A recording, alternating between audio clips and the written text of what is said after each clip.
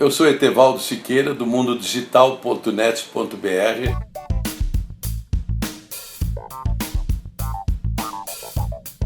Hoje eu vou falar sobre violinos Stradivarius.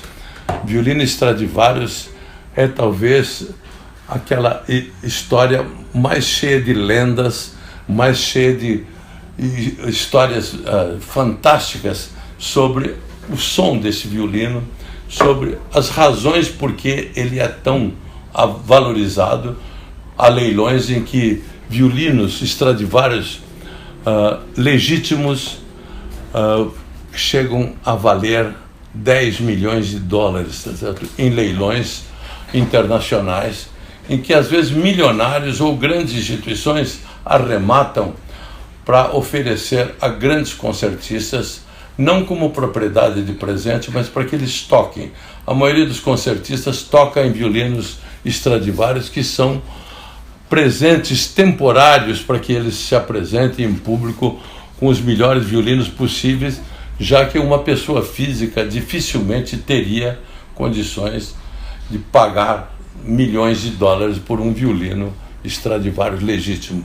Stradivarius é uma figura muito curiosa. Nasceu em Cremona, na Itália. Cremona é uma cidade próxima de Milão, uma cidade maravilhosamente cheia de lendas e histórias, em grande parte por causa da escola de violino que ali nasceu, que não é só do Stradivarius, mas dos antecessores dele, como Amati e depois Guarnerius, que ali viveram.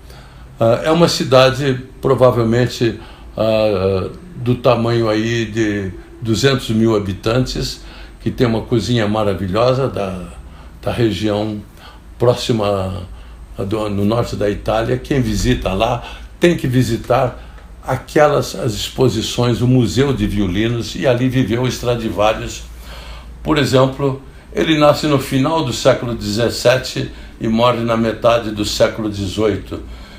1740, por exemplo, é o último ano dele. Os grandes violinos produzidos por ele são os violinos a partir de 1690. E a série de ouro é a série que se dá entre 1710 e 1715. 1713, este é uma cópia do 1713. Eu estou dizendo que é uma cópia porque foi feita por um luthier. Luthier é o nome do artesão que faz violinos em francês. Em italiano é liutaio. Esse nome é dado pela origem do instrumento, que é lute, que é alaúde, que era primeiro um antecessor do violão, da guitarra. Então os luthiers, né, fizeram uma escola, os liutaios em Cremona, baseado em toda a arte que foi desenvolvida no final da Idade Média até o século XVII, com o Stradivarius chegando ao ápice. Stradivarius e Guarnerius. O Guarnerius era Guarnieri na forma latina, como Stradivarius é a forma latina de Stradivari. Stradivari é que tinha muitas estradas, porque os pais eram mais ou menos, digamos, ciganos que andavam por várias cidades da época. Mas ele se fixou e viveu a vida inteira, e viveu quase 100 anos. Nesses 100 anos, ele fabricou provavelmente mais de 800 violinos, e ele fabricava também viola, um pouquinho maior do que o violino, violoncelo e contrabaixos. Era toda a família de arcos, né, ele fabricava, e há alguns conjuntos no mundo que têm violinos, violas, violoncelos e contrabaixos, todos da família Stradivarius originais, né? Quartetos ou quintetos que tocam nesses instrumentos. São instrumentos maravilhosos. Imagina um Stradivarius original, feito em 1713. Este aqui é de 1991 e foi feito por Luigi Bertelli, que é um liutaio brasileiro, um luthier brasileiro, filho de italianos. O pai dele também era um luthier. Ele mora em São Paulo e tem vários violinos e produz violinos de grande qualidade. E esse violino foi o trabalho de formatura dele né, em 1991 ele fez esta cópia do Stradivarius 1713. 1713 é na realidade um ano fantástico. Aqui um outro violino que é uma cópia industrial do 1713. Só que esse é feito em série na China. Entra a madeira de um lado e sai violino do outro, tá certo?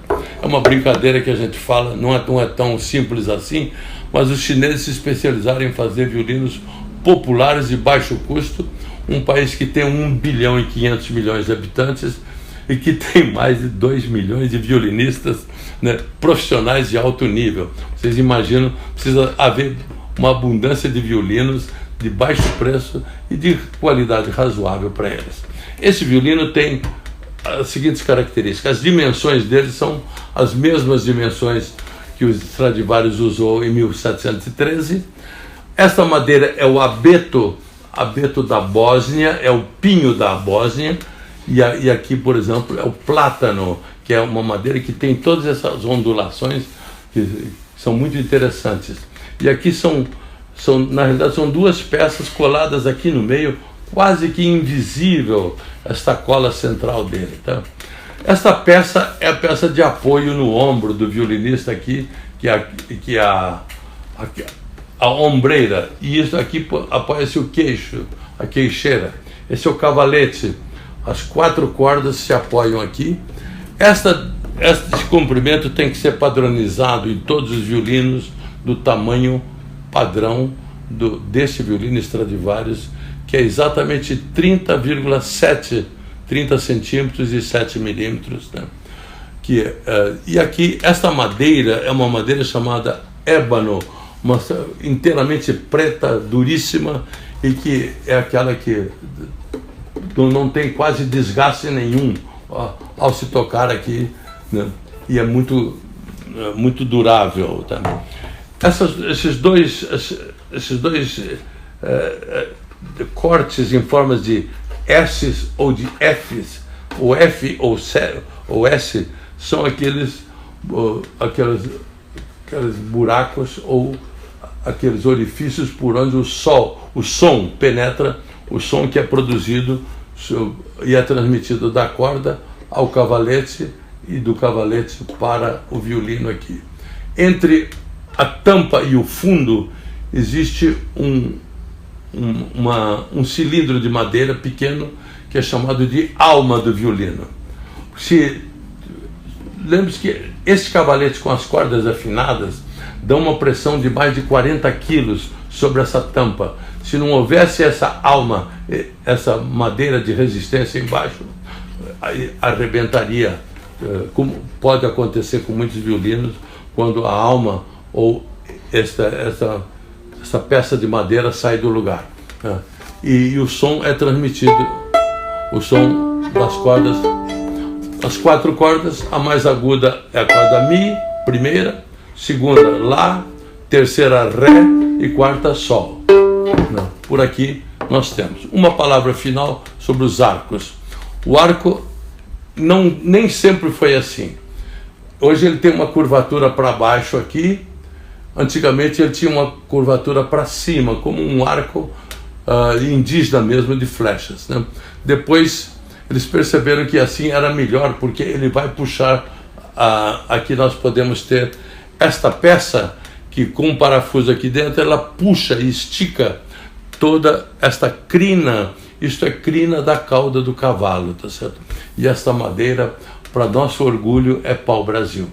95% dos arcos do mundo utilizam pau-brasil. Na Europa e nos Estados Unidos não se chama pau-brasil. Essa madeira chama-se Pernambuco, porque era levada pelos contrabandistas de Pernambuco, e Pernambuco era o estado que tinha maior quantidade de uma variedade do pau-brasil, que não era madeira vermelha, mas mais marrom como essa, né, e que de melhor qualidade. Está aqui, o arco é uma peça de alta precisão e é com ele que se produz o som. A crina, que tem que ser, digamos, alimentada com um pozinho de breu para dar o atrito, produzir o som. o Ré, o Lá, o Mi, e assim produzir o som. Aqui está um pouquinho da história do Stradivarius e dos arcos de violino.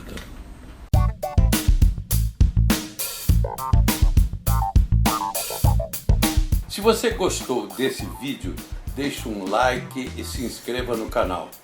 Conte pra gente o que você gostaria de ver e a gente vai tirar as dúvidas dos assuntos que interessam em tecnologia do mundo digital.